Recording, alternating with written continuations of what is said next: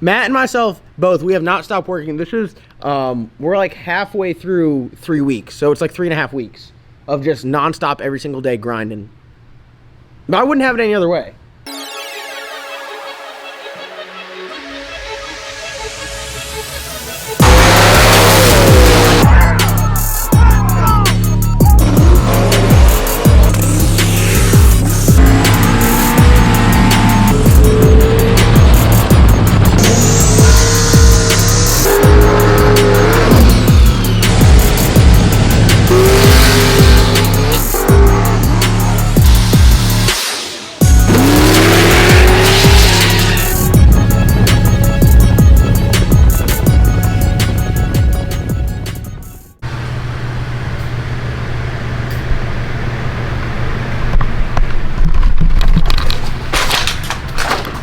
Sunday, guys.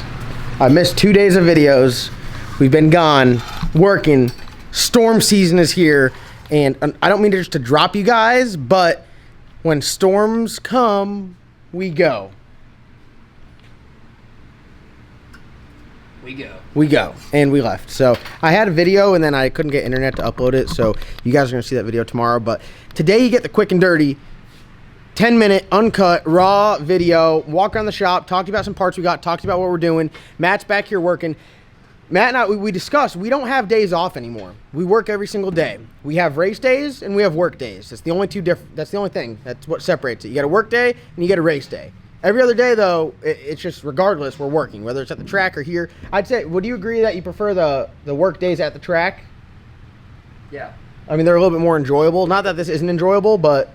Yeah, it just becomes like work days, race days, and then days we can't order parts overnight. Yes, like Saturday and Sunday. Yeah, weekends. So we have 2 days. Well, how many is that? Like 4 times 2? You get like, hold on, math, it's embarrassing. 4 times 2, I'm struggling. 8? No, there's more than 8 weekends in a month.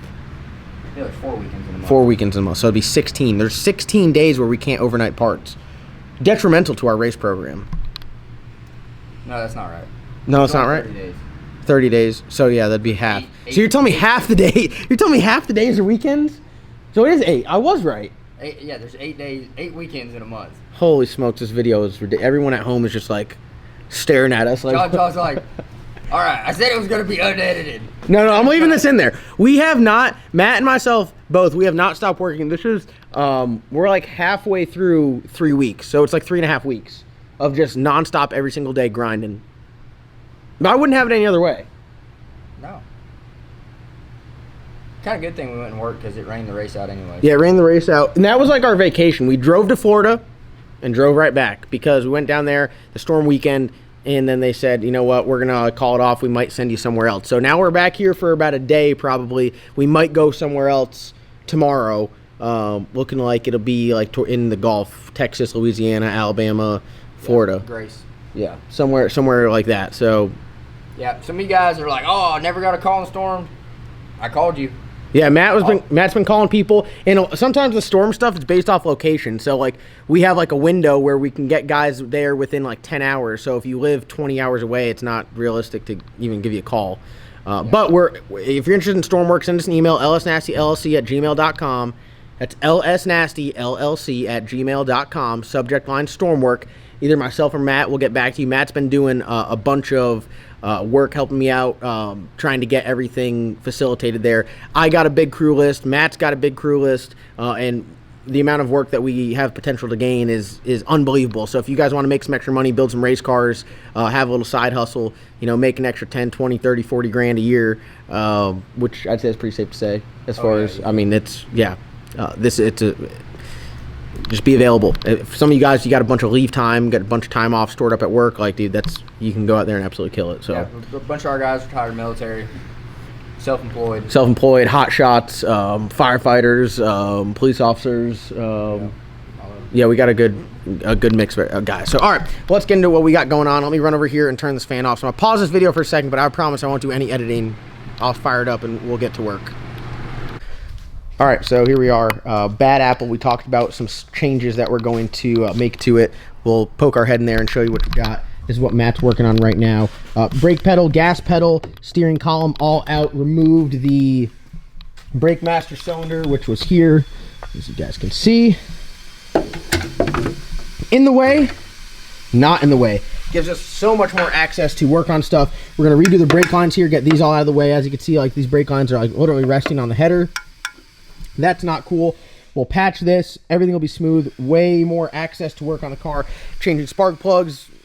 When you're building a car, you gotta be thinking a couple steps ahead and say, how am I gonna be able to work on this? Is it easy to work on? If it's difficult to work on, it's not really enjoyable. So inside the car, the pedals were way too close. They're way too far away from the driver's seat.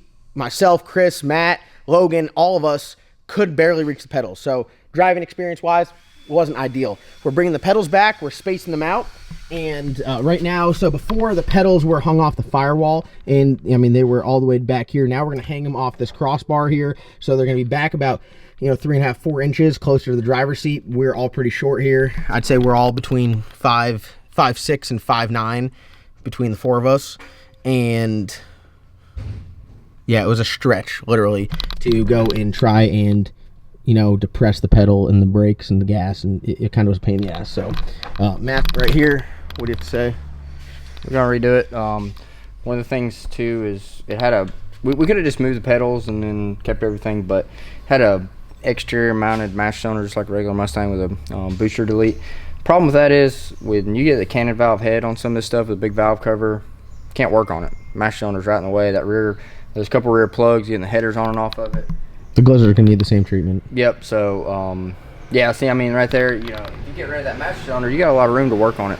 So mounting it on the interior under the car, you get some guys that do like the reverse swing stuff, and the master cylinder's mounted to the floor back under the driver's seat. We're gonna use this. It's a Willwood master We use cylinder. all of the brake pedal stuff that we run in all of our cars are all Willwood. Yep. I really do like it. Yeah, they make a good pedal. This is what I have in MK Ultra, except mine's a floor mounted, so it would be mounted, to the floor. This one's a swing mounted, and this is a reverse swing mounted. So they have ones that are forward swing mounted where the master cylinder's in the front. This one's reverse swing because if it's in the front, you're not going to be able to get the pedal in the right location.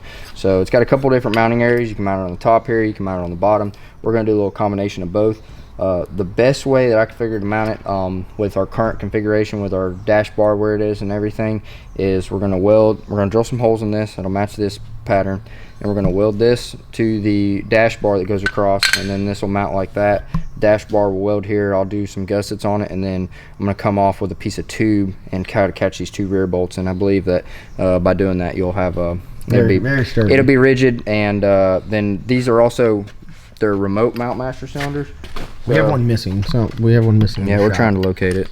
We're still doing all the construction over there, so like the shop's normally not a mess like this. So we had one that went missing, and it's totally killing me right now. But we'll find it. So they got a couple different ways. This is threaded, so you can do like a little threaded thing in there and go to a hose. It comes with a master cylinder that you can just put straight on it, so you can do this. It's got a couple different master cylinder reservoirs, so you can do a large reservoir like that. It has a smaller reservoir. You can put this on there. Remote mount. That goes on the reservoir, so you can have your reservoir up higher, over, wherever. So gives you a lot of options. We're going to be running a dual different master cylinder bore size, so we're going to be running a 1 inch and then a 7/8, and that by doing that, because the front calipers on this are single piston, the rear are 2 piston calipers, so your master cylinder volume is a little bit different. On a street car, you'd probably want to run the same one because you'd want more front brake bias, but when you get a car that has a little skinny front runner and then you got a big 28 on the back, really a lot of your bias is going to be in the rear. Just like MK Ultra, I got it up to where the brakes, the rear has a whole lot more bias, and it locks up just around the same time as the front. So that way it stops good, because if you have a lot of weight bias on your front or brake bias on your front, you're just gonna no brake pressure at all. It's gonna lock the front end up. Yep. And that 4.5 inch wide tire is not gonna slow the car down. So you need to have a lot in the rear. And with these, you don't have to actually run a proportioning valve, because you can do it all off this bias adjuster. So you'll loosen this right here, and then this rod will screw right here, and then what that'll do is it'll change the fulcrum right here to where if it's got more front bias or rear bias. So if you go, hey, I want some more front bias, you just loosen this, crank on that rod, it'll move this in here, and the pedal will be kind of like crooked like that right there. Everything will be square, but both master cylinders will So essentially different length, so they'll engage at different times. Engage at different times and more ratio. So like as you push, you know, you'll have more ratio on your rear master cylinder, which will give it more rear bias. So you can adjust everything. It really cleans it up. You don't have to run to a proportionate valve and all the other stuff. So very similar. We're on this exact same brake pedal setup. Different mounting style on Slick Rick. Yeah, Slick Rick's got the four master cylinders because it has more room in the front. You know, this doesn't have a lot of room, so we're doing the reverse swing. But we can kind of show everybody what it's going to look like. You set pretty far back. You know, this isn't a typical Mustang. You know, typical Mustang, you're going to be setting a little bit farther forward.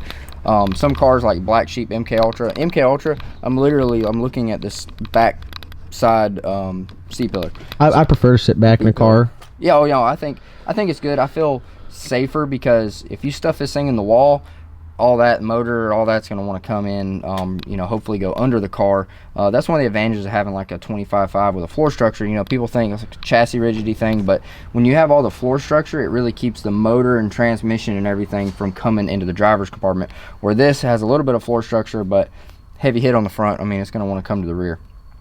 Farther back you are, safer you are. There you are. You know, the rear's got a bunch of bars. You know, I'm not worried if I have a rear impact, if, you know, it's coming all the way up to me, so we're good there.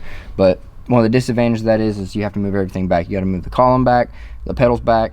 This had pedal extensions on it. It was just, they were way too close. Your feet would touch. Having a good driver controls will make or break the race car. When you sit in the car and everything feels natural, the gas is right there, the brakes right there, you can feel it. You don't have to feel like, oh, I'm having to reach for it or my foot might slip off of it. The wheels in the good location, you'll have a better driving performance. And in the event that you have to drive the car, it's better for everything to be natural, including everything in the car. When you sit in the car, what I do is I like to close my eyes, and then if I go to like, hey, you know, like this, I don't like this right here, just grabbing it right there. I could tell instantly that if something happened and you're disorientated, I could potentially grab this when I meant to grab the parachute. So something like this, I would rotate this out to where it's natural for me to go this way with it.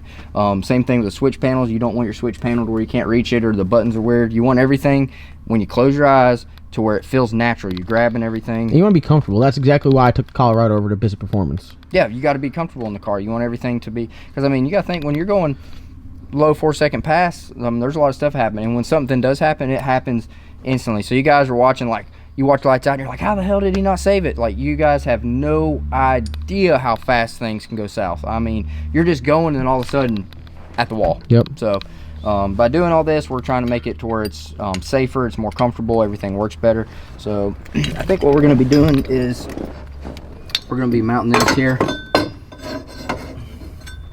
Get rid of this LED strip. Do it right now on camera. Just do it. Just yank it. Yeah. Come on. Oh, wow. I was really hoping you were just going to yeet it. But we want it to work. You know, it still works. I was like, rip it out. So, have these holes drilled in here. That'll weld there. I'll try to weld here and then... leave enough room where you can put a bolt on it? Yep, do it to where the bolt, an Allen bolt will just barely go in there because it does need to be to the rear because, you know, we don't want the pedal too far forward. Master cylinder probably mounted like right here. Hose goes right down in there. Some type of gusset off the rear. We might come off of the factory. So the factory clutch and brake quadrant, you know, whatever you want to call it on a Mustang, it all bolts to right here. So if we can come off here with a little flat plate, just give it a little bit of support in the rear to where it doesn't want to roll back. But I feel like doing that, it's going to put the brake pedal almost perfect. Yeah, in a good location. So what you can do is you can sit here and you can kind of see, like, before we had legs fully extended and we were tiptoeing everything on the brakes like this. So like if something happens and you get like twisted over, you couldn't get on the brakes. So we just both sit in the car. You know, me and John are close to the same height, so we probably want the same driving position. I'm a little taller. Yeah. And I was gonna say something, but I forgot editing. So I feel like somewhere right in this area would be a good area. You know, these my work boots, shoes, whatever you want to call them, they're a little bit taller than my driving shoes because my toe's going to be a little bit lower, but I feel like somewhere in there is going to be a good location. Then we're also going to be doing the gas pedal. It's going to be over here. I don't want it to be over here because I don't want to be like mashing on the tunnel. Carpet, worried about getting the throttle hung up that way. Yep, so we're going to get it there. I'm going to come build it out too. We might, if we order some stuff, I might do some cool stuff. I've done some stuff in my caster car before. I made a tube and inserted a roller bearing in there, and it makes the throttle like feel like just absolute butter. So we might do some cool stuff like that. But yeah, we're gonna get that situated, and then after that, I think the Bad Apple's about ready to go to the track. Get the column in there. So we did a converter change. We're doing a motor plate also. It's here, racecraft motor plate. Yeah, that way we can get all our redoing the oil pump and everything, front drive, new balancer. Don't want any issues with that. Don't want nothing with your crank trigger, your oil pump, or anything like that, because that can, the oil pump. That is one of the disadvantages to the external pump. Is internal pump, you can break an old pump drive shaft, I guess, and it could go out, but the belt comes off if everything's not right and the belt comes off, that thing's cooking. It's not gonna. I mean, even if we do have oil pressure safety setups, but that's not gonna save the motor. I mean, you're spinning that thing 8,000 RPM, it loses oil pressure. By the time the thing goes, hey, you ain't got no oil pressure, and shuts off, you could definitely have some bearing issues very quick, especially if it's under a lot of power. So definitely don't want no issues there, but we're gonna do that. We need to address just a little bit of the wiring and stuff and try to clean a few things up. We don't want to have any issues when we go to the track. We want to be solid. I've said it before, you guys heard me. If you build it right and you really take your time, it's just like MK Ultra. We built it in about a week's 5 days time span, and went to the track, and that's it. I mean, you just go to the track and you race it. If you do that, and come back and say, hey, I can improve on this, let me make a slight change. Not, hey, we need to fix a bunch of shit. There was we had it was blowing some oil out. Turned out it was the oil pan gasket.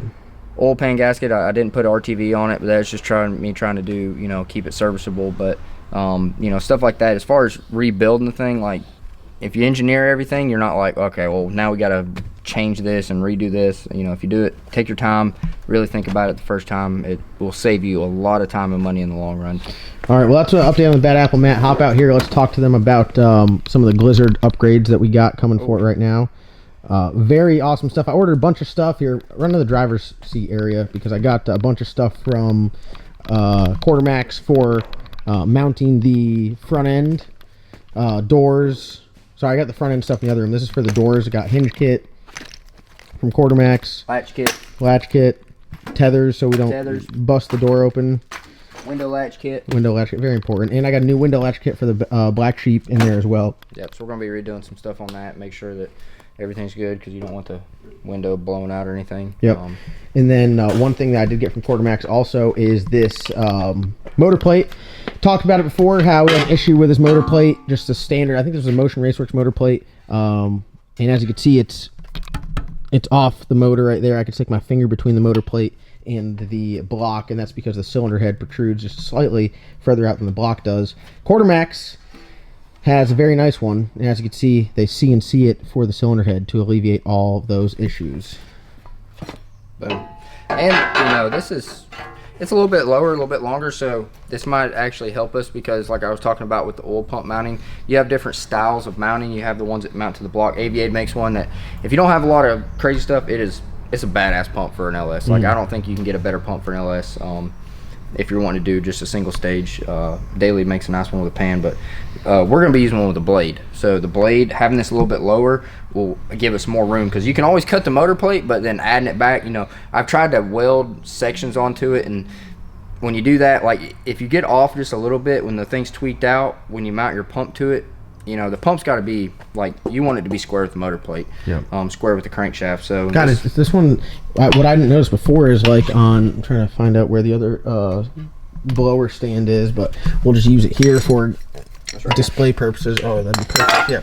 So this one right here, as you can see, bolt hole, and it hangs off the bottom, right? So we would have to run some washers or something to get that to bolt in. And I think that bolts into the block right there. That one already has, I'm pretty sure, do all three holes line up on that? Boom. Dude, no freaking way. Boom. No way. Yeah. That is insane.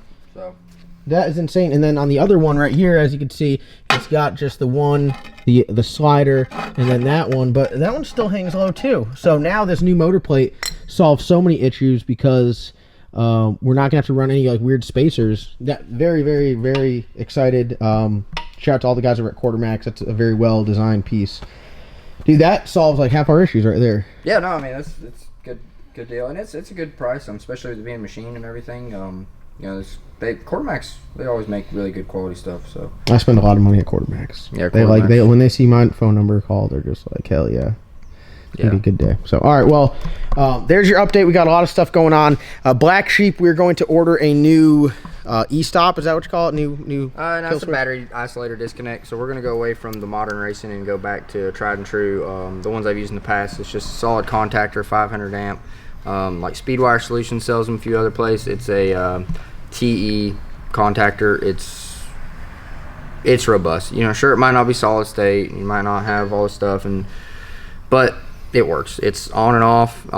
Sometimes I don't care how fancy it is or all the tricks it does. If it shuts off when you press off and it runs when it's not pressed off, that's what we need. Kind of like an AK. Might not be the prettiest, might not be the most accurate, but when you pull the trigger, it goes bang. Yep, so when he hits the button, it's going to shut off. When he has the buttons on, it ain't going to shut off. So the plan is, if we're not gone on a storm, Matt's going to head out of here on like Tuesday night, Wednesday, depending on what all we get done here. We're going to try to get as far as we can on the Bad Apple. We're going to overnight and get that new contactor for the Black Sheep, so the Black Sheep will be up and running. I'm going to make a converter change in the Black Sheep. Matt's going to go back home, do a little work there, and then Friday or Saturday, we're going to go to, Saturday the 21st, 28's Gone Wild at Thunder Valley, which is going to be kind of like the precursor to the $20,000 shootout race in October. So if you guys are interested in getting in that $20,000 shootout, you guys need to comment down below and say you're interested. Go on the Small Tires Outlaws Facebook page, go on my Facebook page, and comment and say, hey, how do I get in? Right now, this is how we have it set up. 30 cars are already locked in for Saturday. The last 2 spots are open. The winner and runner-up of Friday night's Gamblers Shootout, which is going to be a small tire race for still a lot of money, are going to get those last 2 spots. So you can still get into that invitational, that $20,000 invitational. The Gamblers race is invitational only, so you got to message me, get up with me. I'll say you're good to go. We'll put you on the list, and then we'll make it happen. So that's what we got going on. I think that over that whole weekend, we're going to pay out probably around